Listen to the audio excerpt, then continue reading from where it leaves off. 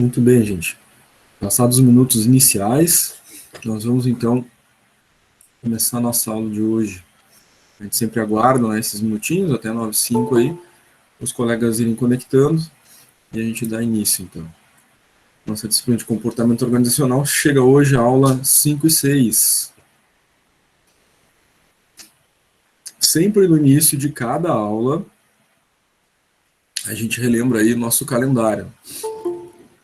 Sempre vou fazer esse processo, né, a gente lembrar o calendário para vocês, porque embora a gente fale lá, né, no contrato pedagógico, todos os detalhes, a gente fale no início de cada aula, sempre tem alguém, né, que eventualmente não percebeu que existe, né,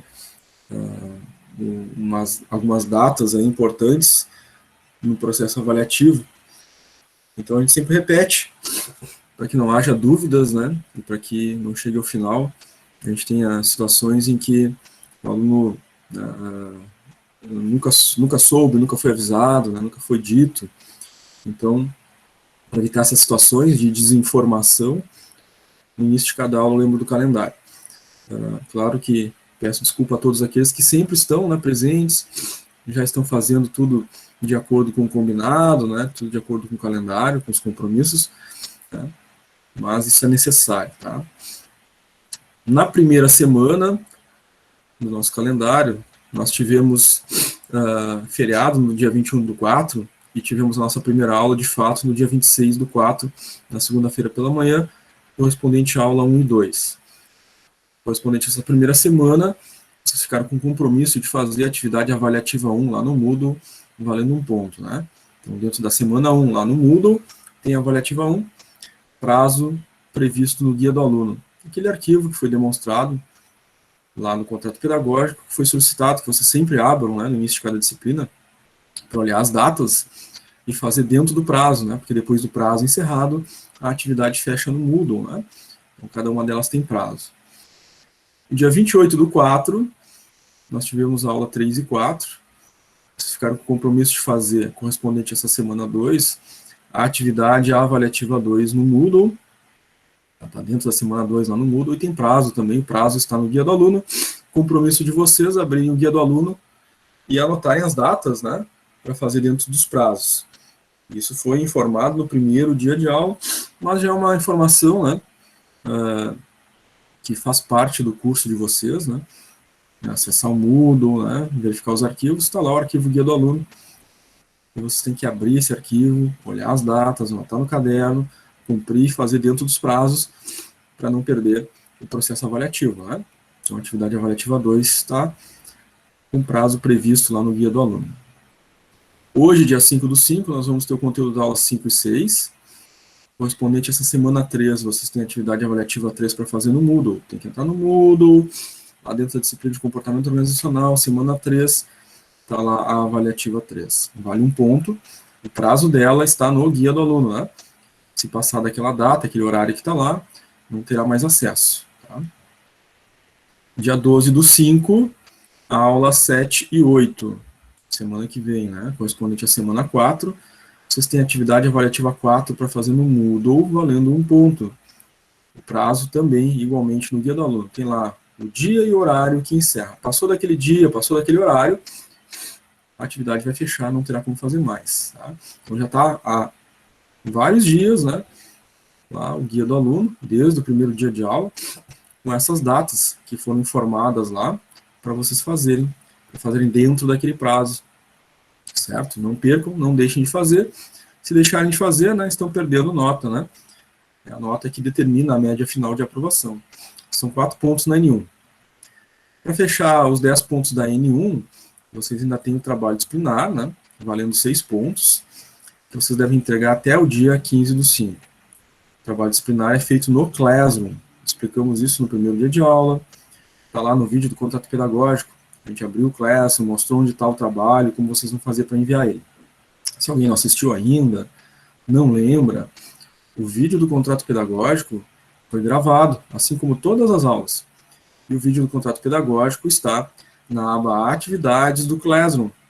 Então, tem um tópico ali chamado Contrato Pedagógico. Está lá o vídeo com todos os detalhes. A gente mostrou o Moodle, abriu o Moodle, mostramos as atividades avaliativas lá, a gente abriu o Classroom, mostramos o trabalho ali, mostramos que ele é editável, que vocês fazem entrega por ali. Vale 6 pontos, entrega até 15/5.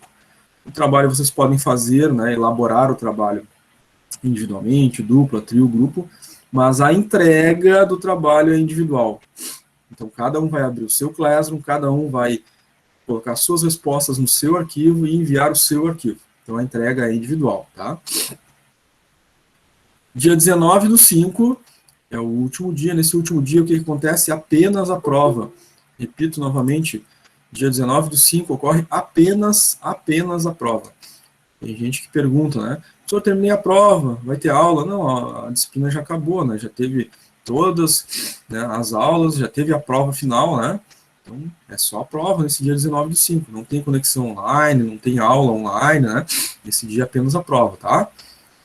Então, 19/5, às 9 horas da manhã, um pouquinho antes das 9, é postado ali no Classroom as instruções de prova e o código da prova. Vocês vão ler as instruções, copiar o código. Vão abrir o Moodle. Lá no Moodle, abaixo da semana 1, 2, 3 e 4, e abaixo da semana 4, então, aparece a prova final. Clicam nela, vai pedir o código, vocês inserem, vão ter acesso à prova, são 10 questões, passam as 10 questões, cliquem em salvar e enviar, e ela já vai emitir qual nota vocês ficaram na N2. A média final, então, é N1 mais N2 divididos por 2, média mínima 6 para aprovação, além, é claro, né, de 75% de frequência nas aulas. Não atingiu a média final, N1 mais N2 divididos por 2 deu menos de 6. Tem uma solução ainda que é fazer a prova de substituição. Tem que fazer a substituição até 5/6. Até não, é no dia 5/6. No dia 5/6, vocês abrem o Moodle, abaixo lá da semana 1, 2, 3 e 4, e abaixo da prova final vai aparecer a prova de substituição. Somente nesse dia, tá? 5/6 aparece lá. Vocês têm que clicar e fazer a prova, né? Ela não tem código. Quem ficou abaixo da média vai ter a prova de substituição lá para fazer nesse dia. Então, não pode esquecer. Espero que ninguém precise fazer, mas eventualmente pode ocorrer, né? Se não está fazendo o processo avaliativo, não está fazendo as avaliativas no Moodle, né? Se não entregar o trabalho disciplinar, por exemplo, alguma coisa que não fizer no processo avaliativo, pode acontecer de não atingir a média, né? E aí vai precisar fazer a prova de substituição. Tá? Claro que se não estiver participando das aulas, né, vai ficar bem difícil, porque fica lá para a última chance, né, na substituição. Já encerrou a disciplina, né, já está, inclusive, iniciando outra, né, ainda tem prova de substituição para fazer. Tá? Então, eu espero que ninguém chegue a esse ponto, né, de precisar fazer prova de substituição, porque o processo avaliativo é muito claro, né, todo ele informado para vocês, né, é só fazer conforme está previsto, né, e as chances da gente ter uma boa média, inclusive, né, final é ótima. Então não deixem de fazer, tá? Pessoal, alguma pergunta sobre o calendário? Não. Tranquilo? Muito bem. Então, detalhamentos, né, de todas essas informações estão lá no nosso contrato pedagógico. Foi gravado um vídeo de mais ou menos 1 hora, um pouquinho mais, um pouquinho menos. Está ali na barra atividades do Classroom, no tópico contrato pedagógico, tá? Quem não viu na íntegra, né? Quem não assistiu no dia, já deveria ter assistido, né? Mas ainda está em tempo, está ali, para ver como as coisas vão funcionar com detalhes, tá? Muito bem. Se ninguém tem perguntas sobre o calendário, vamos adiante. Então, nosso conteúdo hoje, aula 5 e 6. Segue, então, a sequência da apostila de vocês, né? A gente já falou isso no início, vamos reforçar. A nossa apostila, a apostila da disciplina, é o conteúdo principal, né, da disciplina de vocês. Cada disciplina que vocês estão cursando tem uma apostila própria. E essa apostila é o conteúdo daquela disciplina, na íntegra, é o conteúdo completo. Então, a fonte principal de estudo, de pesquisa, da disciplina que vocês estão cursando é a apostila, tá?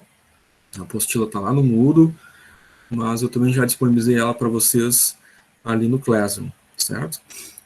Junto a isso, os nossos slides de aula são complementares, são de apoio, né? Um resumo ali do conteúdo para a gente trabalhar ao vivo no dia da aula ao vivo. O elemento principal para pesquisa, estudo, sempre será a apostila, tá? Muito bem.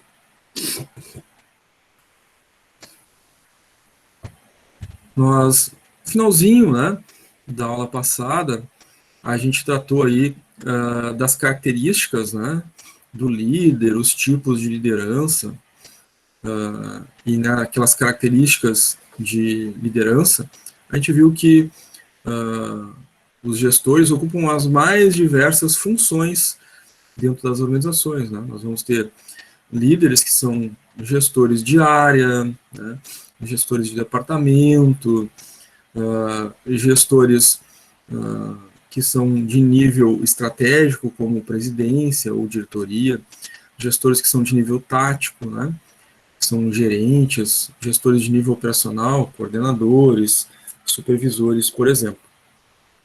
Mas entre funções e habilidades que o gestor deve ter, uma delas, né, é a possibilidade de delegar, que é muito importante para a relação dessa liderança com o seu grupo. E, obviamente, como o grupo, né, é o que faz o resultado, essa relação ela tem um ajuste fino aí, né, que é feito através do líder. A delegação é uma função da liderança importante para esse ajuste junto à equipe. Tá? Então, algumas vantagens que a delegação traz. É a possibilidade do líder ter mais tempo para atividades que são de cunho estratégico.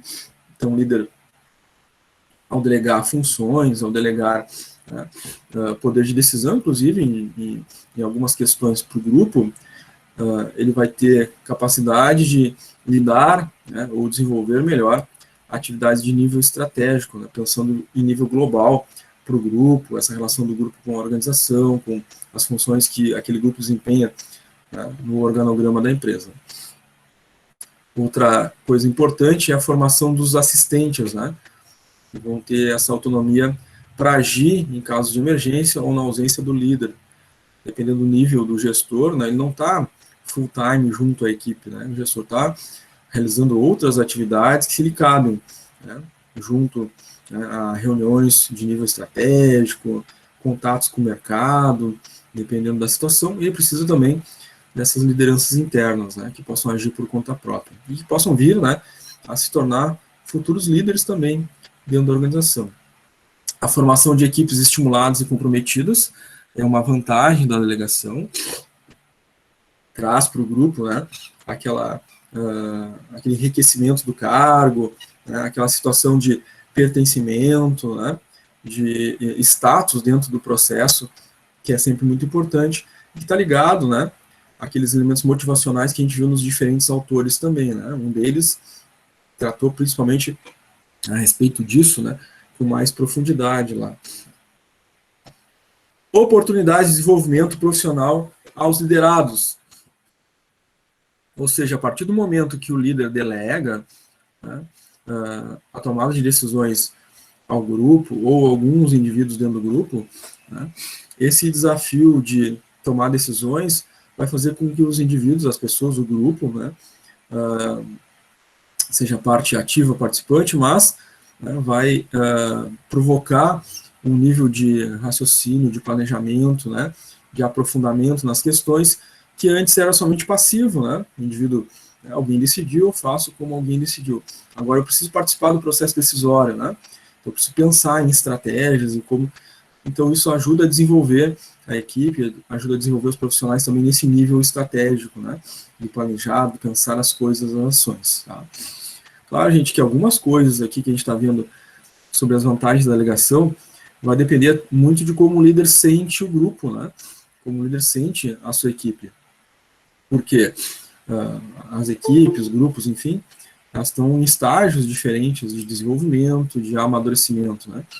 E em algumas equipes não há como delegar alguma situação de processo decisório, né? Porque não tem essa maturidade, esse desenvolvimento, né? Então, isso também é importante. Às vezes a delegação, ela não é algo que depende só da vontade, né? Eu quero delegar. Não. né? Ela depende também de observação, né? E de entendimento da visão sobre em que estágio esse grupo está, em que estágio de desenvolvimento estão cada pessoa dentro do grupo, né? Certo? Bom, o líder, como uma função ali de liderança, vai exercitar em alguns momentos algum tipo de liderança. Claro que existem os tipos de liderança que são mais assertivos, né? E os tipos de liderança menos assertivos. A gente viu já esses tipos de liderança, né, em aula anterior. Dentro dos tipos de liderança, a gente vai ter o exercício do poder. E esse exercício do poder também tem, né, características mais assertivas, menos assertivas, características que são legítimas e outras não, né, do exercício do poder.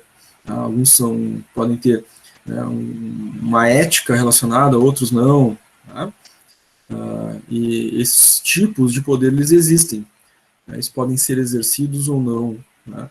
A depender também do nível de experiência do líder, né, do gestor, o nível de maturidade, né, não só intelectual, mas maturidade de inteligência emocional também, tá? A característica do líder, né, o líder que é contratado, enfim, né, recrutado para atuar dentro da organização, também passa por um processo de seleção, né? E isso também deve ser verificado, né, dentro desse processo seletivo para adequar, né, aquele líder ou adequar as características que se desejam para aquele grupo que está ali, né, dentro da organização. Tá? Guilherme, aumenta o volume aí que não dá para ouvir direito. Vou perguntar para os demais se estão com problema de volume. Aqui o meu áudio está no máximo também, né? A princípio, meu tá normal. Tá normal? Tá. Às vezes é a conexão, tá, gente? Se para um tá normal e para outro não está, então provavelmente tem algum problema de conexão aí, Guilherme. Tenta reiniciar teu dispositivo. Se tu estava utilizando um outro aplicativo antes de abrir o teu Google Meet aí no celular, se for o celular no caso, né? Pode estar dando conflitos, aí tem que fechar os aplicativos tudo e abrir de novo. Tá? Tem umas situações que acontecem que fogem o nosso controle aqui, tá? A transmissão tá ok, certo? O pessoal está respondendo que para eles ali tá de boa, então pode ser no teu dispositivo, Guilherme, tá? Faz isso, tenta fechar, abrir de novo, ou reiniciar se for o caso, tá? Porque a transmissão tá ok, certo? Muito bem. Bia conectando, bom dia. Muito bem, gente. Então, temos aí essas características dos tipos de poder para a gente avaliar. A primeira delas, dos tipos de poder, é o chamado poder legítimo, tá? Então, esse é inerente à estrutura organizacional. Né? Ele foi investido do poder, aquele líder, né, tem um poder que foi investido pela organização. Tá? Então, ele é atribuído àquele indivíduo que ocupa uma função, né, dentro dessa empresa, dessa organização. Tá? E esse poder existe em função daquela posição. Então, se o indivíduo é substituído, né, quem ocupar aquele cargo, aquela função, vai passar a ter aquele poder legítimo daquela função. Então, tem o poder legítimo que é instituído pela estrutura organizacional. Tá? Quem ocupa um cargo de diretoria, coordenação, supervisão, por exemplo, né, tem o chamado poder legítimo, tá? Que é atribuído ao indivíduo pela posição que ocupa. Se ele deixa aquela posição, né, aquele poder legítimo passa a ser ocupado por outro indivíduo, né, que vai ocupar aquela posição, aquele cargo. Nós temos o chamado poder de recompensa, tá? Ele também é inerente à estrutura organizacional e ele se relaciona mais a essa... A gente viu, inclusive, né, um dos autores tratando essa relação, né, de recompensa e processo decisório, né, em aula anterior. E isso relaciona também a esse tipo de poder que pode ser exercido pela organização, pela liderança, né?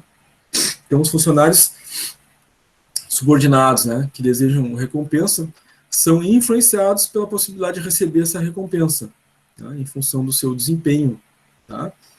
Então, os gestores acabam utilizando, né, faz parte da estrutura organizacional, né, as metas, né, os indicadores, né, e em muitas situações são estimulados, o grupo, a equipe, a organização como um todo, são estimulados a atingir aquelas metas. Existe ali uma recompensa, um benefício previsto frente às metas alcançadas. Programas de PLR, né, PPR, por exemplo, são exemplos disso. Atingidas aquelas situações que estão dentro, né, fazem parte do processo organizacional, é determinado, né, uma recompensa. É o chamado, então, poder de recompensa. Claro, não é recompensado quem não atinge a meta, o grupo que não atinge a meta. Tá? Nós temos também o chamado poder coercitivo, tá, exercido pela ação da força de que a organização, o gestor está investido. Né? Então, está relacionado à habilidade do gestor de punir, ou melhor dizendo, né, da ausência de algum tipo de benefício, algum tipo de satisfação que é dada ao funcionário. Tá?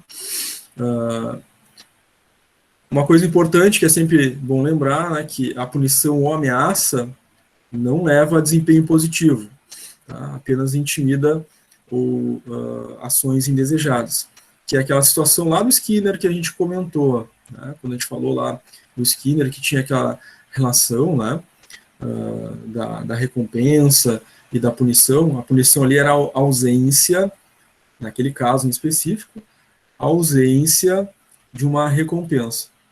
Então, sente-se punido aquele que não recebe a recompensa frente a um desempenho insuficiente.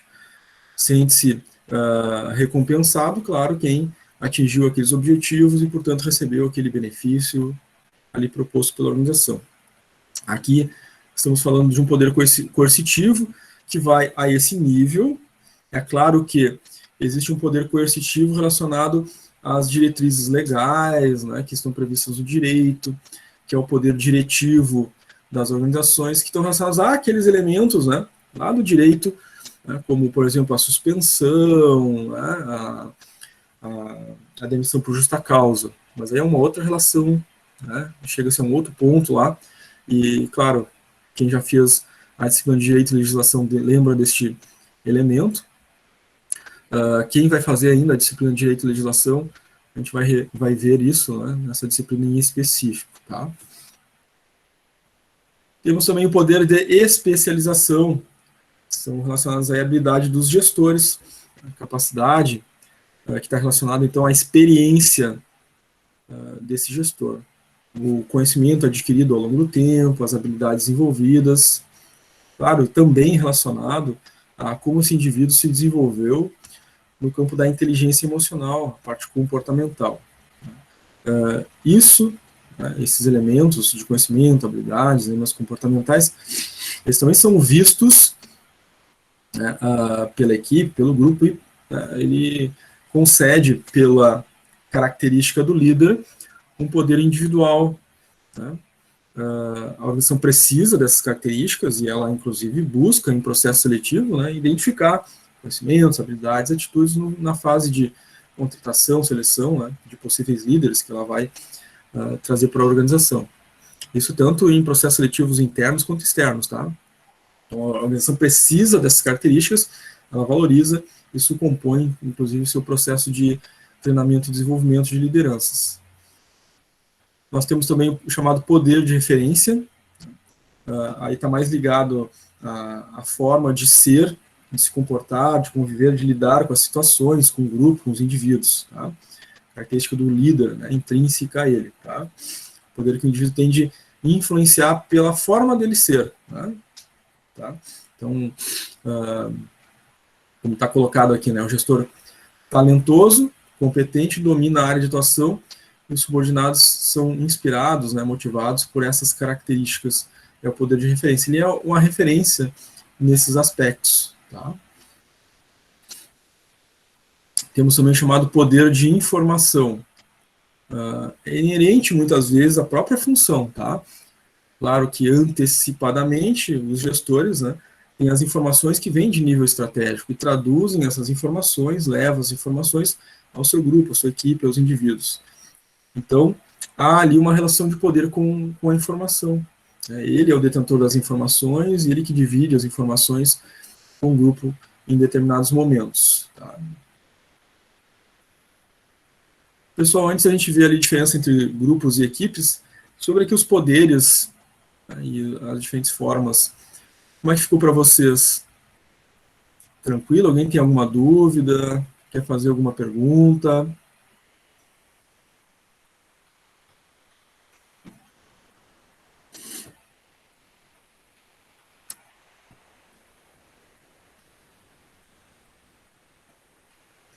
Elisete colocou tranquilo. Vanessa também tranquilo. Emily também tranquilo. Marcos também mandou tranquilo. Muito bem, gente. Sempre que vocês tiverem alguma dúvida, alguma pergunta, participem, tá no chat ou ao vivo, habilitando o microfone de vocês. Ou então até, né, não precisa ser uma dúvida, uma pergunta, né? Vocês querem trazer algum exemplo do cotidiano de vocês, da experiência profissional, também, né? Tragam, isso ajuda, enriquece a aula, tá? Fiquem à vontade para participar. A formação de vocês, né, participação de vocês é sempre bem-vinda. Então, vamos adiante. Bom, claro, o líder vai lidar com os grupos e equipes. São momentos diferentes, às vezes, né, daquelas formações que vão sendo feitas ao longo do tempo com os indivíduos que adentram as organizações. Então, os grupos, o que são os grupos? Né? É um conjunto de pessoas que têm os seus objetivos, né? Objetivos similares, semelhantes, e que se reúnem por afinidades. E as equipes são ali um conjunto de pessoas com objetivos comuns também, só que atuam em soníssono, ou seja, né, buscam o cumprimento de determinados objetivos, alcance de metas. Tá? Então, as diferenças, claro, entre os dois, né, às vezes estão no âmbito comportamental. Né? A equipe tende a ter um comportamento uníssono, né? Tem metas, tem os objetivos, estão buscando a mesma coisa, né? Estão tendo os mesmos comportamentos, os mesmos desenvolvimentos, tá? Então, uma equipe acaba sendo isso, né? Como estão reunidos em conjunto, além de uma equipe, são um grupo, né? Mas um grupo nem sempre é uma equipe, porque embora sejam pessoas reunidas em conjunto também, né? Estão ali por afinidades, mas não especificamente, né, para atingir o mesmo objetivo. Pode ter objetivos distintos dentro do grupo, né? Certo? A gente pode dizer que trazer a analogia de um quebra-cabeça, né? Então, eu tenho um quebra-cabeça, eu tenho diversas peças, tá? Todas soltas. Então, quando elas estão ali, diversas peças reunidas, todas soltas, é como se fosse um grupo, né? Não há um encaixe ali, né, entre as peças. Quando essas peças se encaixam, né, e a gente tem a imagem, né, daquele quebra-cabeça montado, a gente tem uma equipe. Né? Ou seja, há uma conexão, né, de objetivos, de metas, né, uma busca de algo em equipe. Tá? Essa é a diferença. Bom, trabalho eficaz em equipe. Claro, né? Então tem que ter essa união em busca de objetivos, em busca de metas, que difere do grupo. Então o trabalho eficaz ocorre em equipe, tá? O objetivo ele é coletivo e integrado, todos compreendem quais são as metas, quais são os objetivos, os alcances que devem ser feitos. Existe ali uma sinergia positiva, ou seja, né, são complementares, né, entre os indivíduos que fazem parte da equipe, né, as forças, e essas forças juntas, unidas, compõem essa sinergia positiva em busca desses objetivos. Responsabilidade, ela é coletiva e solidária, todos se sentem responsáveis pela busca dos objetivos, todos se solidarizam uns aos outros, né, trabalhando, então, né, de forma complementar, de forma solidária, de forma a buscar complementar erros, faltas, falhas de um ou outro dentro da equipe, porque o importante está em alcançar o objetivo, então o grupo se compreende, o grupo se entende, e o grupo complementa situações de falhas que possam ocorrer entre os seus membros, porque o foco é atingir o objetivo, né, e não punir um elemento do grupo que possa ter cometido uma falha. Essas falhas, esses erros, eles fazem parte, mas são compreendidos, e o indivíduo é auxiliado a superar as suas limitações, né, a não cometer mais aquelas falhas. Existe complementariedade de habilidades, né? Então, os indivíduos dentro da equipe têm características diferentes, né? Habilidades são complementares, né? O indivíduo tem mais habilidade para fazer uma determinada atividade, outro uma outra atividade, eles se complementam. Dentro desse processo, né, de trabalho, nós temos lá os diferentes grupos, né, que tendem, né, a se formar dentro das organizações e, ao se desenvolver, né, serem trabalhados, treinados, formarem verdadeiras equipes. Então, nós temos a equipe de RH, a equipe de marketing, a equipe de logística, a equipe de produção.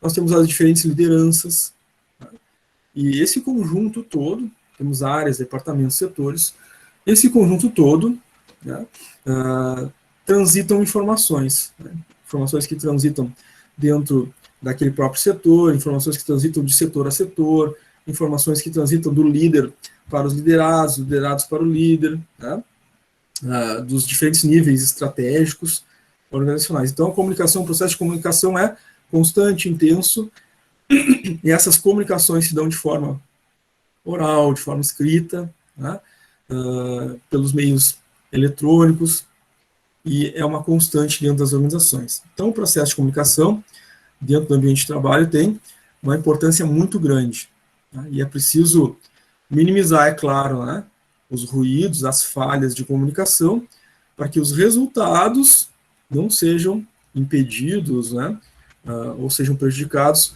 por uma falha nesse processo de comunicação. Então, a gente sempre vai ter, no processo de comunicação, aquele que emite a mensagem, né, nós temos a própria mensagem, né, e o meio através do qual essa mensagem é emitida, e nós vamos ter o receptor. Tá? Nesse processo, nós temos que garantir que aquilo que o emissor está emitindo é o mesmo que o receptor está recebendo, tá? Para que a mensagem chegue límpida, cristalina, sem erros, sem ruídos. Claro que para isso, né, nós temos aí que escolher o melhor meio, né, o meio mais adequado, para que se evite esses ruídos, tá? Bom, algumas barreiras que podem levar, né, a esses ruídos na comunicação, né, e falhas de comunicação, tá? Algumas dificuldades ou barreiras são dificuldades de expressão, a capacidade, né, de utilizar a linguagem articulada, pode levar a uma dificuldade de compreensão. Às vezes, né, um indivíduo se comunica com um nível de conhecimento e de uso de expressões que outro indivíduo possa vir a não ter, né? É uma barreira à comunicação. Se uma das partes não tem um desenvolvimento, né, cognitivo, um desenvolvimento em nível de conhecimento da própria língua portuguesa, por exemplo, que é o nosso caso, né, ele fica limitado, né, em número de expressões e palavras que conhece, por exemplo. Então, ao ouvir uma palavra que ele desconhece, né, uma expressão que ele desconhece, há uma dificuldade na barreira de comunicação. Tá? Então, quanto mais a gente aprofunda o conhecimento, né, da nossa linguagem falada ou escrita, melhor é o nível de comunicação, porque a gente conhece mais palavras, mais significados. Né? Sempre que a gente conhece menos, há uma barreira de comunicação. Questões culturais também são barreiras de comunicação. O valor que as coisas têm para cada indivíduo, né, vem às vezes de nível cultural. O peso e a compreensão, né, daquilo que está sendo dito também tem questões culturais. As chamadas suposições, né, são barreiras da comunicação. O que seria uma suposição? Né? Uma compreensão de algo que ainda não se conhece de fato. Para fato não existe suposição, né? Então, eu vejo a cor da caneta. A caneta é azul, então não tem uma suposição sobre a cor da caneta. Ela é azul e ponto. Né? A suposição é, tem uma caneta dentro da gaveta. Que cor é aquela caneta? Suponho que possa ser uma caneta azul. É uma suposição. Eu não sei se ela é azul, mas eu suponho. Então, suposições podem ser barreiras à comunicação. Né?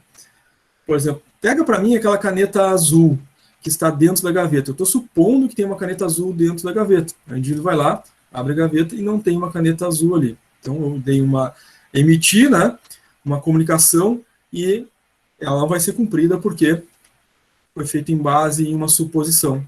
Tá? Muita atenção com relação às suposições. Causa muito erro de comunicação, né? Não só em nível organizacional, mas em qualquer, né, grupo, equipe humana, né, sociedade. Supor coisas que se imagina ser, né, ou se supõe ser, né, é um erro. Né? Isso leva a graves situações e problemas, né, dos mais variados. A timidez, o receio de se expressar, também é uma barreira à comunicação, uma barreira óbvia, né? Que o indivíduo que não se comunica, né, não consegue trazer para o meio, né, aquilo que ele deseja expressar. Aí, é claro, é uma barreira interna, né, que o indivíduo deve buscar resolver. E dificuldades com a linguagem, dificuldades de se expressar, dificuldades de, enfim, utilizar a linguagem de uma forma direta, né, seja linguagem oral, linguagem escrita, enfim. Tá? Inclusive, muitas empresas acabam fazendo, né, para funções específicas, alguns testes de expressão da linguagem. Né? Alguns processos seletivos, o indivíduo tem que escrever um texto, né? Vai trabalhar, por exemplo, enviando e-mail, né, para fornecedores ou se comunicando por chat com clientes. Eventualmente as empresas fazem testes de linguagem. Como é que tu te comunica por e-mail? Como é que tu te comunica por chat? Como é que tu te comunica por telefone? Às vezes tem testes práticos nesse sentido. Justamente por causa disso, né? É importante para muitas funções. Barreiras de comunicação do receptor. Então, o emissor emitindo as informações, o receptor também pode ter lá as suas barreiras, né? A distração, não estar atento, com foco, atenção concentrada àquilo que está sendo emitido. Isso vai gerar problemas na comunicação. O emissor diz, faça A, B, C e D. O receptor está desatento, está ouvindo outras coisas, está lendo alguma coisa e não está prestando atenção naquela informação.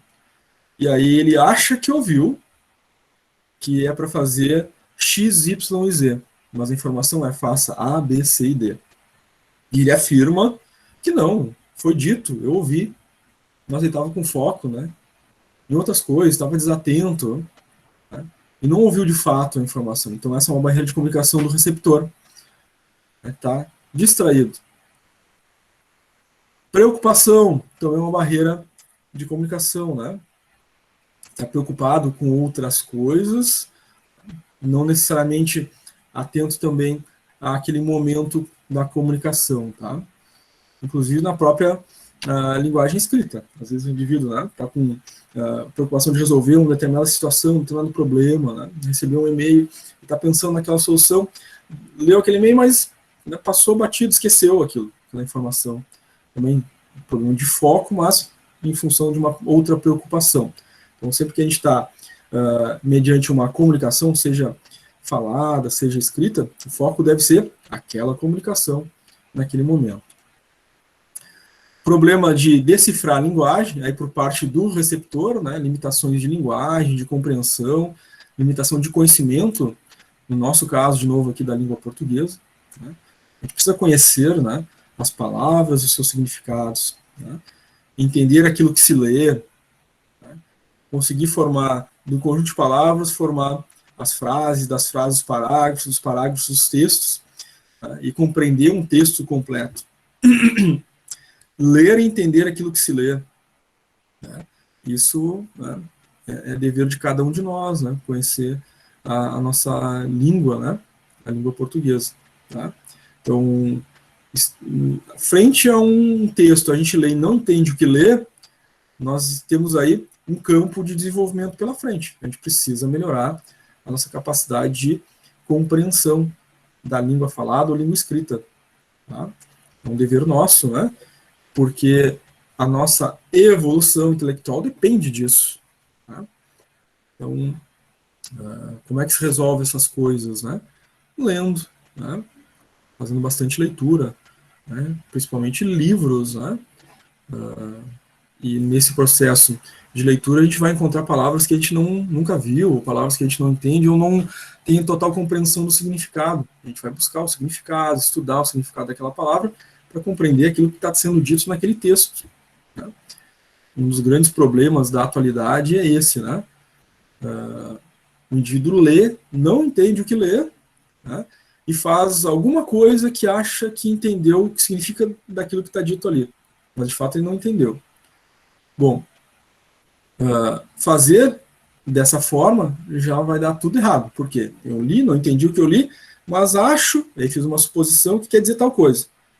E fui lá e fiz aquilo que eu supus. Bom, um erro grave. Se eu não entendi o que eu li, a primeira coisa que eu tenho que fazer é, bom, o que significam as palavras que estão ali, né? Não entendi o que eu li porque tem uma ou outra palavra que eu não entendo o significado, vou pegar um dicionário, vou ver qual é o significado daquela palavra, para eu conseguir entender aquilo que está dito ali, e não sair fazendo alguma coisa que eu supus, né? Como a gente viu antes, a suposição é um problema. Eu posso supor que quer dizer tal coisa que eu não sei o que quer dizer. Então eu tenho que estudar, eu tenho que ler, eu tenho que compreender as palavras. Né? De qualquer maneira, a gente acaba evoluindo. Né? Mesmo que eu li e não entendi, eu vou evoluir se eu fizer esse processo. Né? Então eu não vou sair tentar fazer alguma coisa que eu não entendi. Eu vou tentar compreender, estudar e me aprofundar no significado. Assim que a gente evolui. Se eu faço isso toda vez, vai chegar um momento, né, que eu ampliei a minha capacidade cognitiva de entendimento, de linguagem, da compreensão, né, da língua falada e escrita. E eu melhorei, então, né, a minha capacidade nesse sentido. Tá? Comportamento defensivo também é uma barreira à recepção, e a falta, né, de incentivo para que o outro expresse as suas ideias. Tá? São barreiras de comunicação por parte do emissor e barreiras de comunicação por parte do receptor. Tá? Pessoal, dúvidas, perguntas a respeito?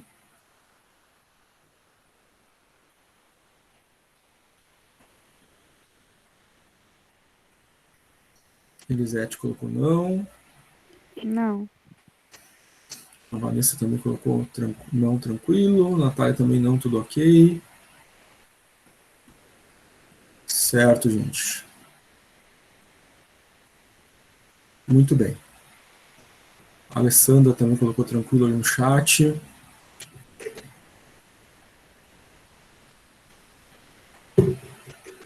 Tá ok, gente. Está tranquilo para vocês? A gente vai indo adiante, então, no conteúdo. Então, a gente viu barreiras do emissor, barreiras do receptor. Entre eles, o que nós tínhamos ali na figura que a gente viu antes? O canal, o meio através do qual a comunicação se dá. Então, uma das barreiras de comunicação que são provenientes do canal, o meio que se usa para comunicar, né? Barulho no local. Barulho, claro, gera ruído no processo. Então, a minha incompreensão, às vezes, é por estar com, né, um ambiente com barulho.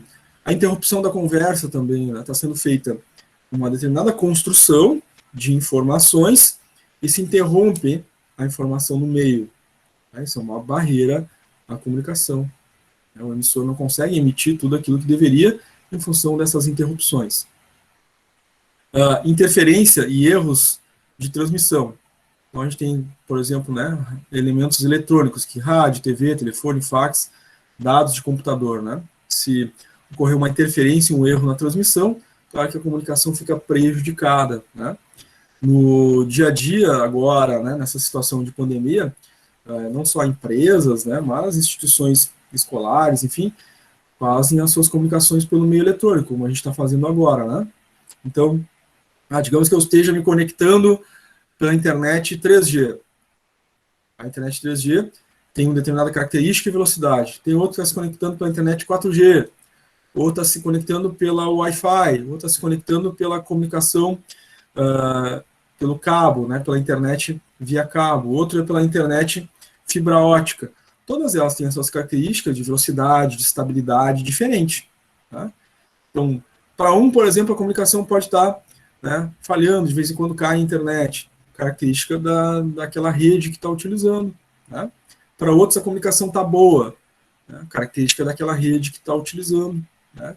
É o canal, o meio que cada um utiliza, né, que influencia a comunicação. Tá? Temos também barreiras de ordem psicológica. Então, claro, tem um indivíduo que é emissor, tem um indivíduo que é receptor, temos o canal no meio do processo, e como se trata, né, de troca de informações entre indivíduos, haverão aí questões de ordem psicológica, né, a psique dos indivíduos que formam, né, esse processo de comunicação. As emoções envolvidas, a confiança ou desconfiança, né, as percepções diferentes de cada indivíduo frente àquilo que está sendo comunicado. Tá? Uma mesma palavra, uma mesma frase, né, uma mesma comunicação tem, às vezes, pesos diferentes, né, para cada indivíduo. Como cada indivíduo recebe, sente aquela comunicação, também é influenciada por essas questões de ordem psicológica. Tá? Às vezes o indivíduo, né, deu uma comunicação direta, né, simples, mas algum, né, indivíduo dentro do universo dos indivíduos que receberam a comunicação pode se ofender pela comunicação recebida, né, porque lá internamente, né, algumas situações psicológicas ocorrem e aquele indivíduo vê aquilo como uma ameaça, ou vê como um problema, né, ou vê como algo que lhe atinge de forma direta. Né. Então, o indivíduo, fulano de tal, conte tais peças e tais peças no almoxerifado, veja qual é o índice de acurácia lá, né, no indicador, registre tudo isso no sistema, me encaminhe o e-mail com todas as informações obtidas até amanhã, às 9 horas. Bom, isso é uma comunicação simples, direta, né, com várias informações. Para alguns indivíduos isso vai ser tranquilo. O meu líder me deu algumas informações, eu preciso coletar elas e fazer no prazo e entregar. Para outros, pode ser algo do tipo, está me pressionando, está me dando data, horário, né, eu tenho que fazer tudo isso aqui, né, não, isso é uma coisa ruim, né, e aí é uma barreira de ordem psicológica. A informação foi simples, tem isso para fazer, tem essa data para cumprir, faça até tal data. Né? Para alguns indivíduos simples, né, é só fazer isso. Para outros não. Ah, não, é muita exigência, é muita data, é muito horário. Ou seja, na comunicação, né, as informações estão ali puras e simples. Agora, o trabalho psicológico que o indivíduo faz sobre aquilo que ele recebeu de comunicação é totalmente dele, é interno. Né? Então, sempre tem essas situações psicológicas que influenciam a comunicação. Como o indivíduo recebe a informação. Né? Tá lá dentro, né, seus processos cognitivos, psicológicos, íntimos, acontecendo esse processamento das informações. Tá?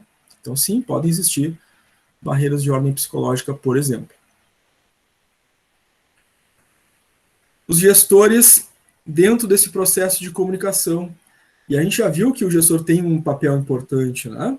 A gente viu todos esses mecanismos que ocorrem na comunicação, e a gente já tinha visto antes que o gestor, ele traduz as informações, né, que vêm de ordem, né, estratégica da organização para os seus grupos, né, e equipes de trabalho. Então, ele né, faz esse processo de comunicação, né? Então, ele tem um compromisso muito grande no processo de comunicação, tá? Enquanto, claro, emissor e enquanto receptor também das informações que vêm da sua equipe, né, do seu grupo, dos seus subordinados, tá? Então, ele é um interlocutor nesse caso. Dentro do processo de comunicação, nós temos o chamado feedback, que é o retorno que se dá frente a determinadas situações do cotidiano, né, determinados registros que ocorrem na relação entre indivíduos, na relação organizacional, nas comunicações que ocorrem. Existem dificuldades de dar esse feedback e de receber esse feedback, frente a erros ou falhas de comunicação, ou de comportamento, ou de ações dentro de um grupo, tá? Algumas dificuldades de dar feedback estão relacionadas aí ao temor às reações, né, de mágoa e agressividade que alguns indivíduos podem ter por fazer esse processo de má interpretação, né, da comunicação.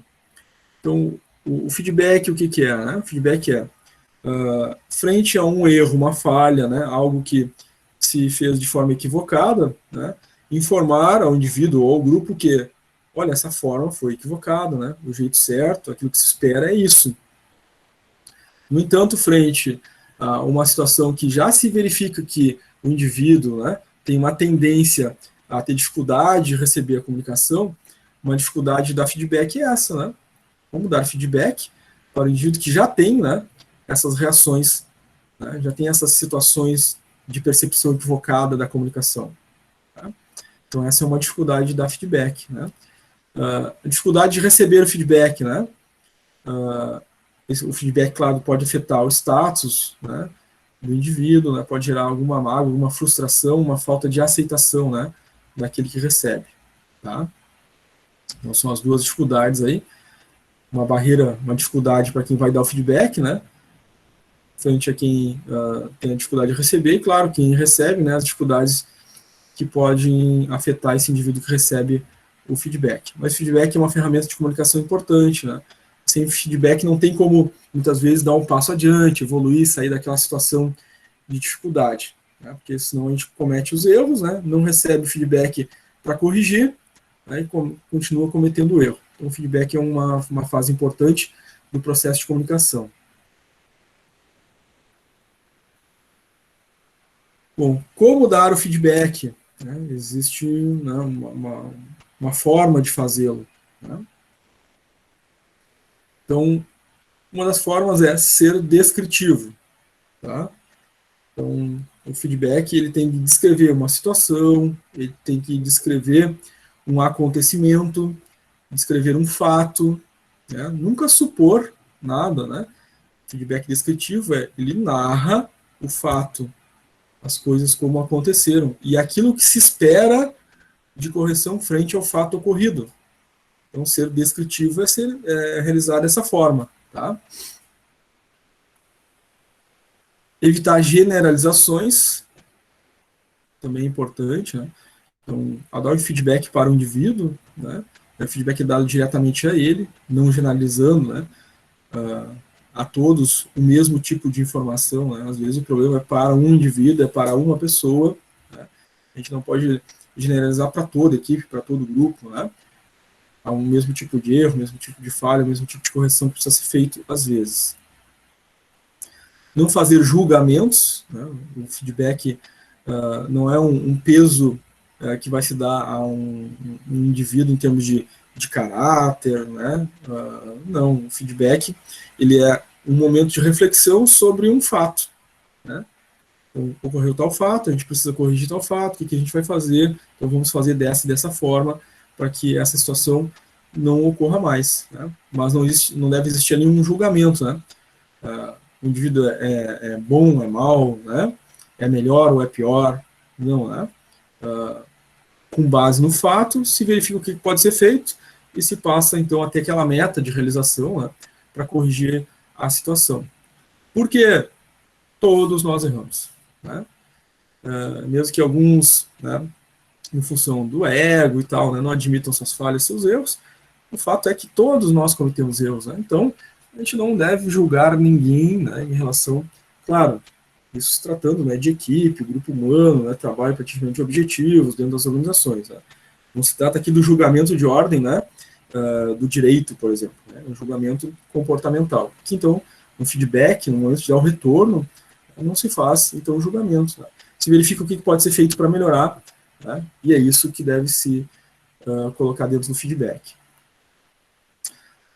Falar em próprio nome e dos sentimentos, ou das sensações, das percepções que se tem. Né? O que significa isso? Ao dar feedback para os liderados, né? Claro que esse feedback, né, é individual, né? Vai chamando os elementos da equipe para dar um feedback quando ele é para ser dado, né, de maneira corretiva. Né? A gente nunca usa informações de terceiros. Né?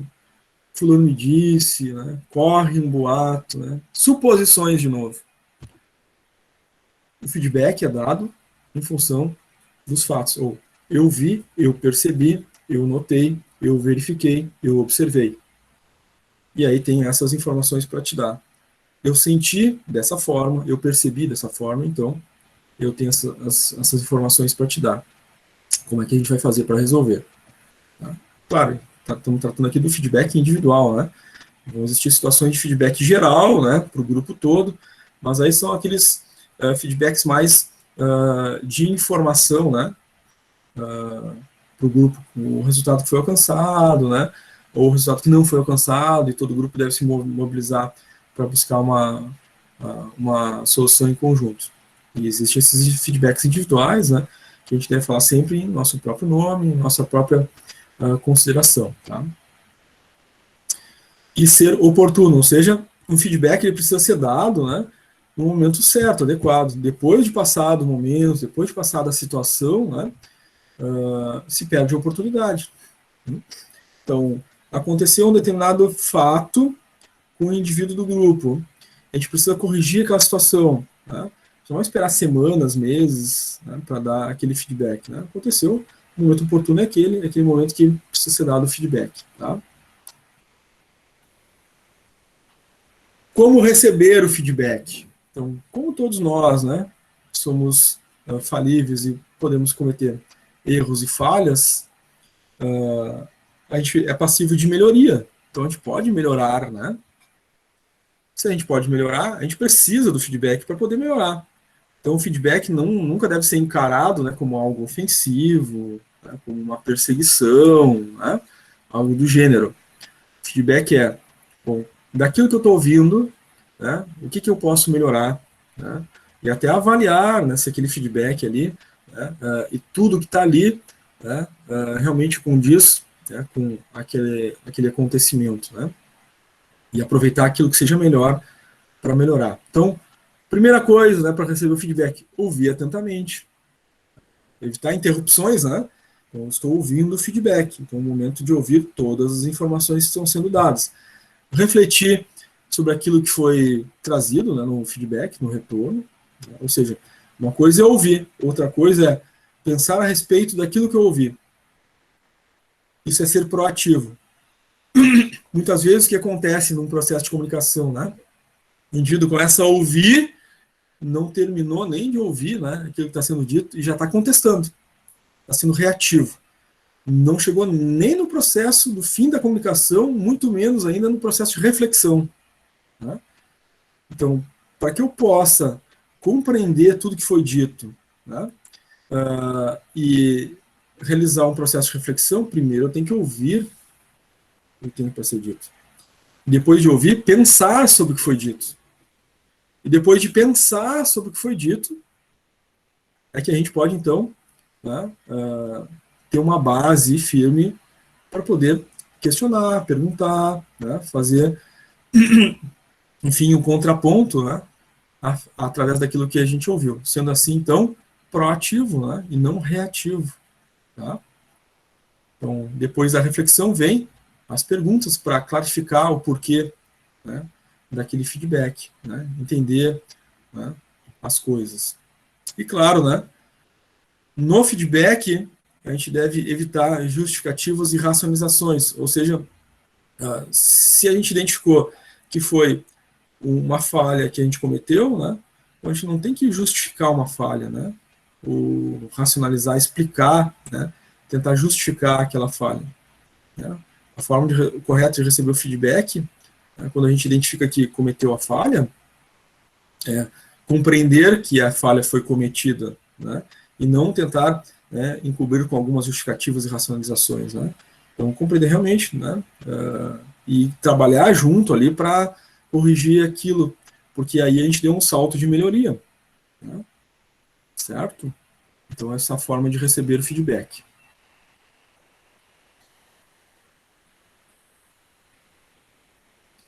Tipos de comunicação. Nós temos a comunicação de cima para baixo, comunicação de baixo para cima e comunicação lateral e diagonal.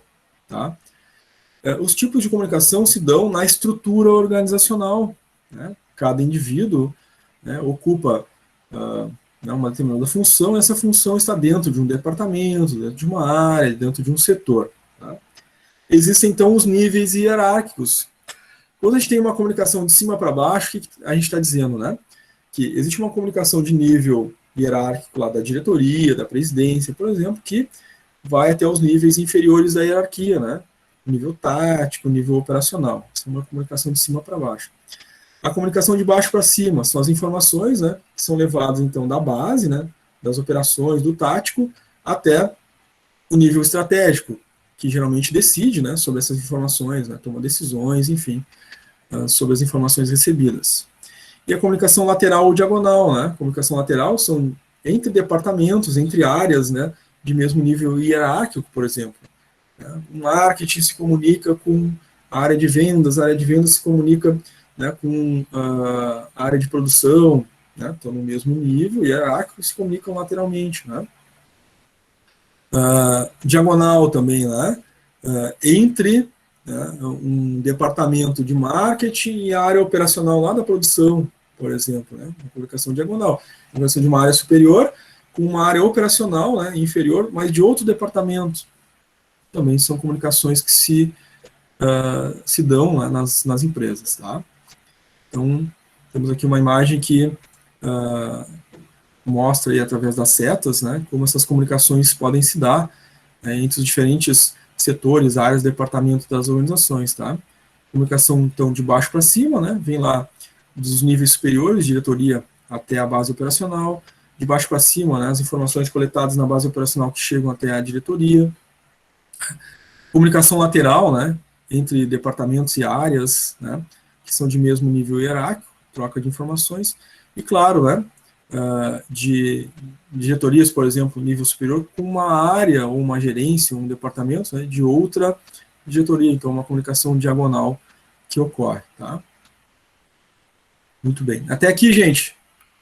Perguntas, dúvidas? Como é que tá para vocês? Tudo tranquilo. Tranquilo?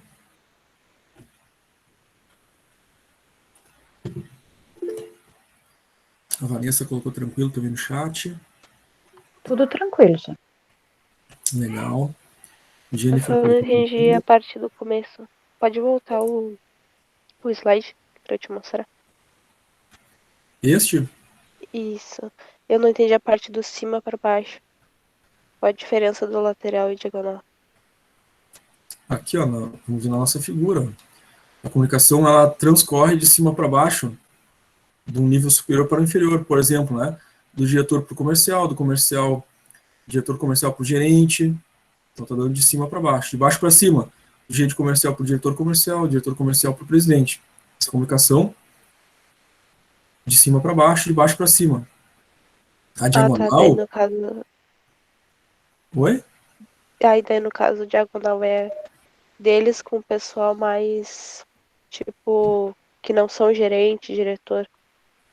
Isso, olha só, a diagonal, ela se dá de uma área superior com uma área inferior, mas de outra diretoria. Por isso, diagonal, né? Se fosse vertical, seria da diretoria de RH para o gerente de RH. Aí seria de cima para baixo, né? De uma forma direta.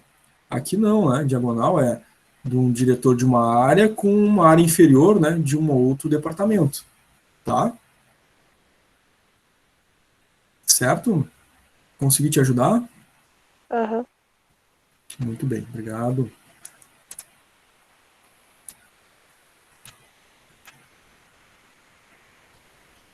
Muito bem, gente. Alguém mais tem alguma pergunta, alguma dúvida?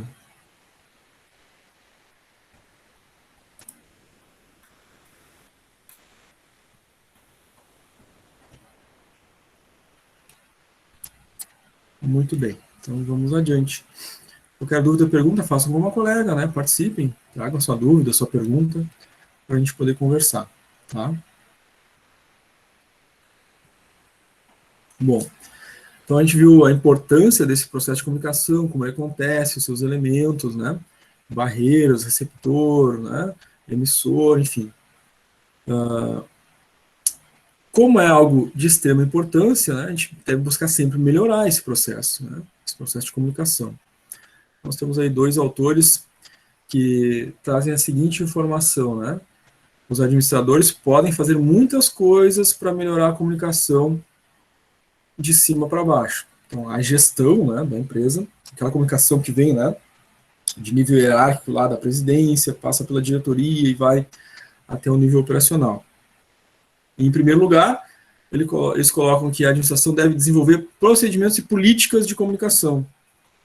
Então, quando a gente vê nas organizações que a gente trabalha, ou trabalhou, enfim, ou vai trabalhar ainda, né, um procedimento operacional, uma política, diretrizes. O que é isso? Isso é a comunicação do nível estratégico para os níveis inferiores. Né? Aquelas políticas, né, de cargos e salários, né? A instrução de trabalho que diz como eu vou fazer, executar as minhas atividades. Né? São formas de melhorar a comunicação daquilo que é esperado pela organização. Nos mais diferentes níveis, departamentos, a gente vai encontrar documentos que dizem como fazer as coisas, né, como as coisas devem acontecer, quais são as regras que cada elemento, né, do grupo vai se pautar para tomar as suas ações, as suas decisões.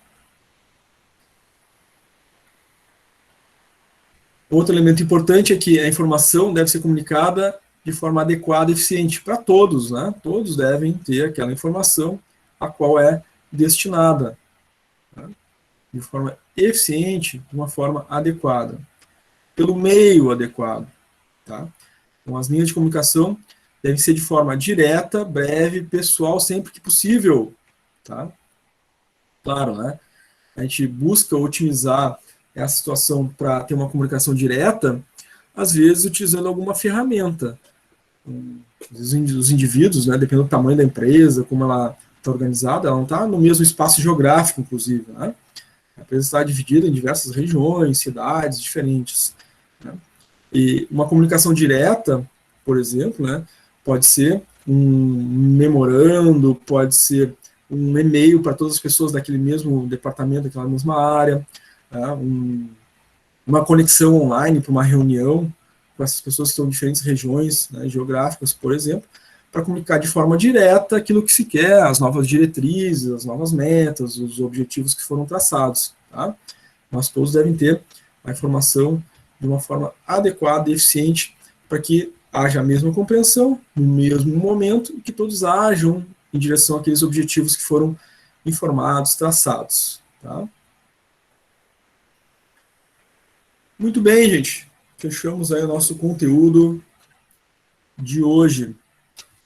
Nós temos, na sequência da nossa aula, depois do conteúdo ao vivo, o nosso intervalo, né, um intervalinho de 15 minutos, para um lanche, para um café, para vocês respirarem um pouquinho. Depois desses 15 minutos, nós temos a chamada. A chamada é sempre ao vivo online. Eu abro ali as chamadas de vocês, chamo nominalmente, vocês respondem para a presença. Depois da chamada, nós continuamos com a nossa aula, num outro formato, aí com exercícios no Classroom. Os exercícios do mesmo conteúdo, né, da aula 5 e 6, trabalhando de forma diferente agora, né, abordando, inclusive, podem surgir outros pontos desse conteúdo durante os exercícios. Então, muito importante vocês não desconectarem depois da chamada. permaneçam. Nós vamos fazer exercícios até o horário, né, no final da manhã, ao meio-dia. A gente permanece conectado ao vivo também, nesse segundo momento dos exercícios, por quê? Surgindo dúvidas, perguntas, vocês podem participar, né, aí no chat ou ao vivo, trazendo também as dúvidas e perguntas de vocês sobre os exercícios que estão ocorrendo, tá? Ninguém precisa desconectar, então, gente. No intervalo, eu só fecho a câmera, né, e o microfone e abro de novo quando fechar os 15 minutos de intervalo, tá? Antes da gente entrar em intervalo, pessoal, alguém gostaria de fazer alguma pergunta, alguma dúvida antes do intervalo?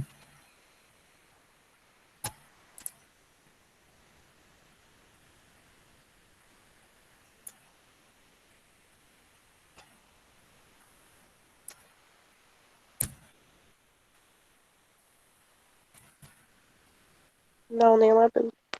Não? Tá. Muito bem, gente. O meu aqui já são 10h20, 10h35, então a gente retorna do nosso intervalo com a chamada e depois a chamada dos nossos exercícios, tá? Eu vou fechar a câmera e o microfone, daqui a 15 minutos abro de novo. Até daqui a pouquinho.